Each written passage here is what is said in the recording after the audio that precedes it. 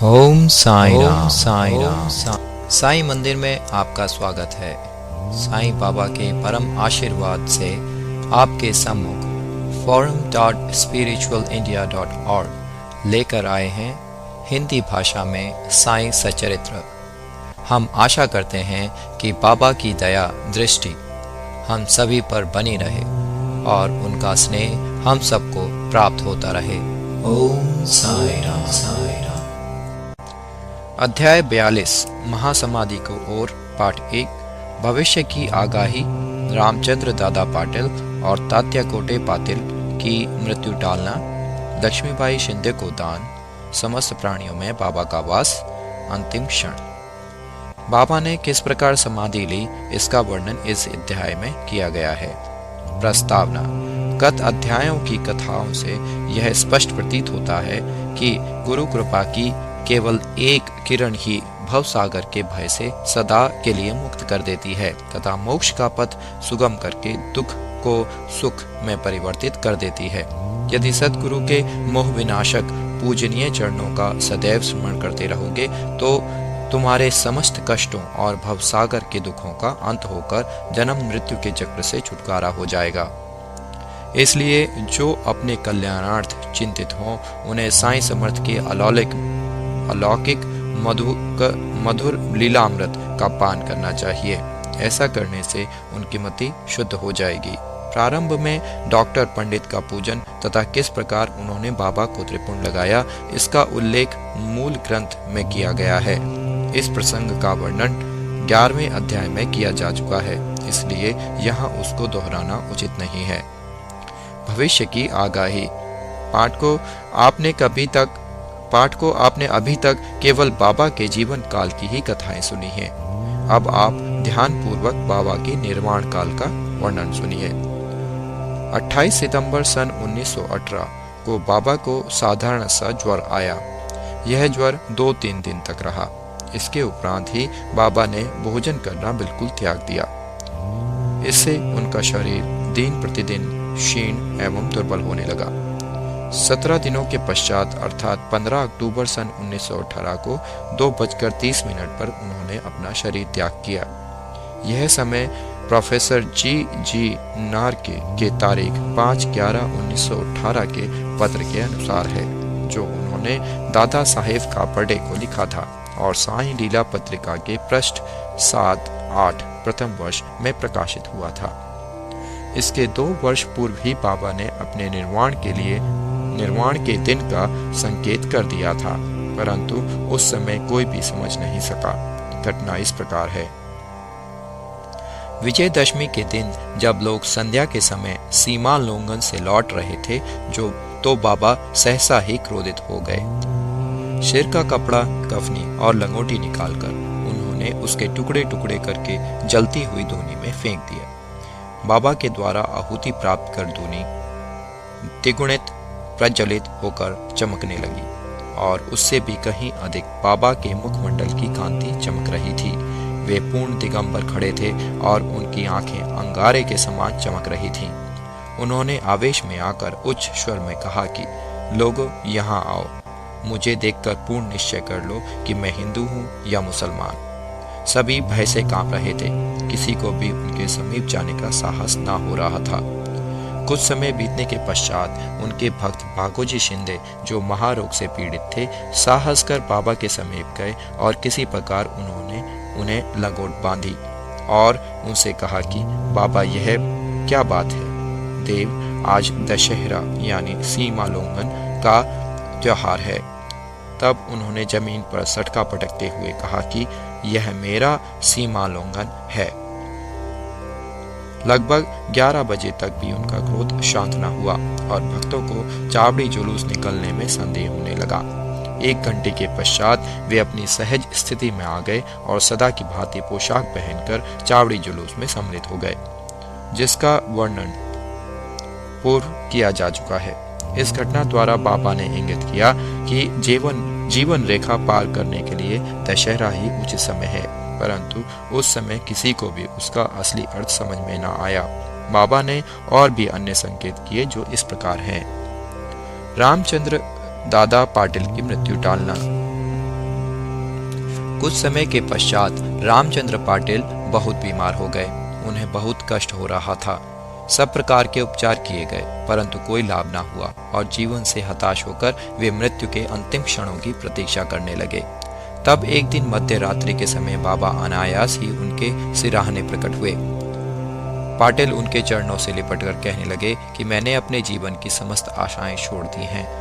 अब कृपा कर मुझे इतना तो निश्चित बतलाइए कि मेरे प्राण अब कब निकलेंगे।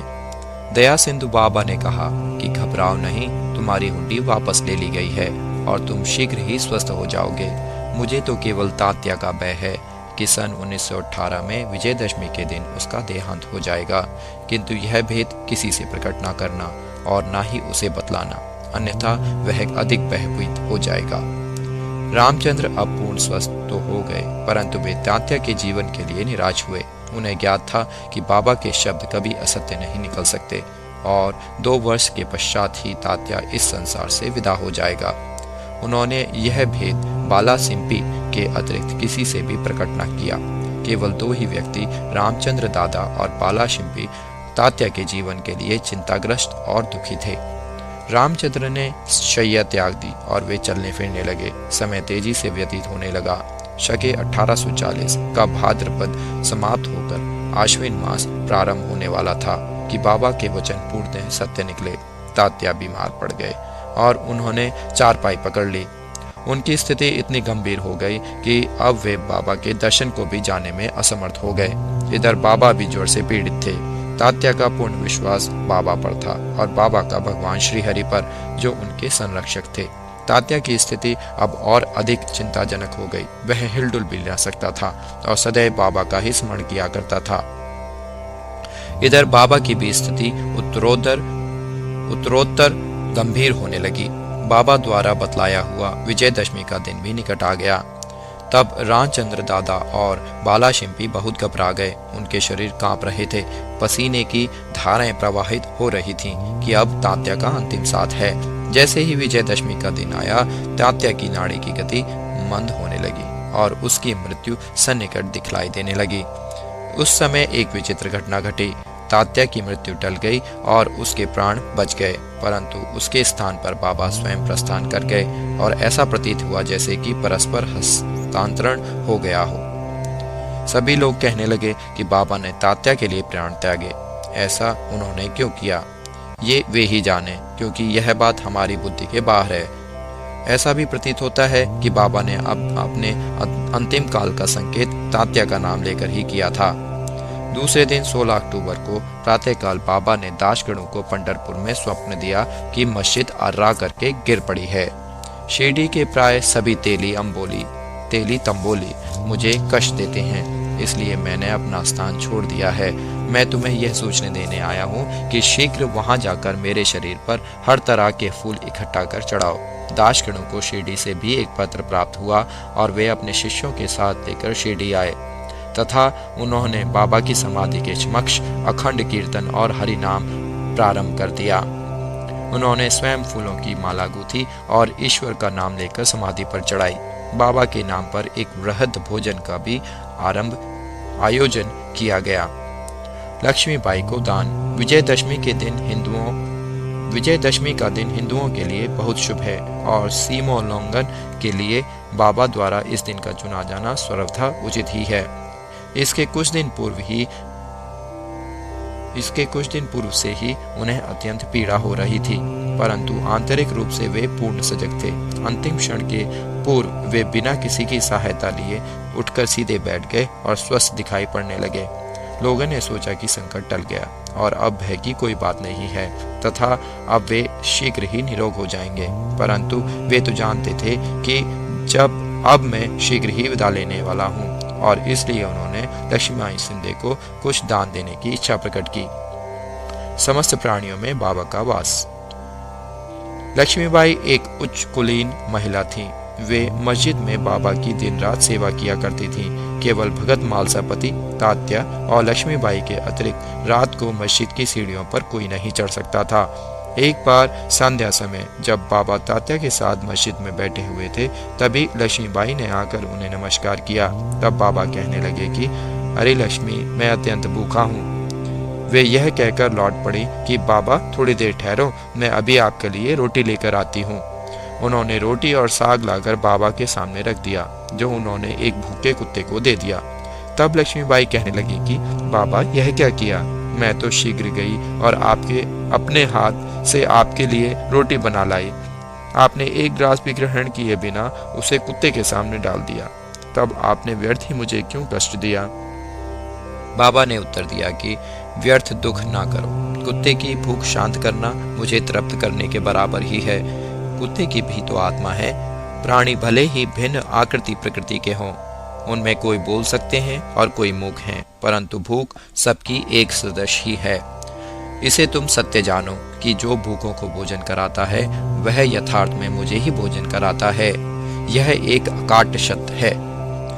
इस साधारण सी घटना के द्वारा बाबा ने एक महान आध्यात्मिक सत्य की शिक्षा प्रदान की कि बिना किसी की भावनाओं को कष्ट पहुंचाए किस प्रकार उसे नित्य व्यवहार में लाया जा सकता है।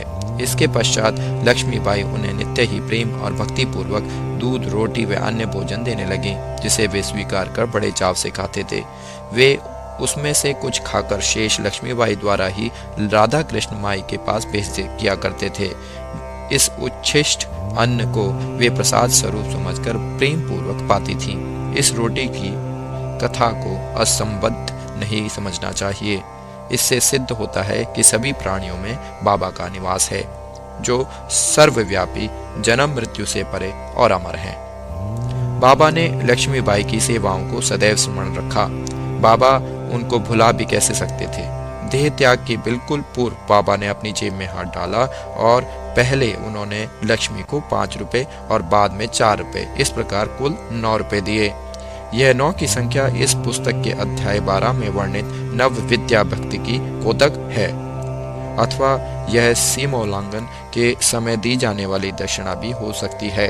लक्ष्मीबाई एक सुसंपन्न महिला थी।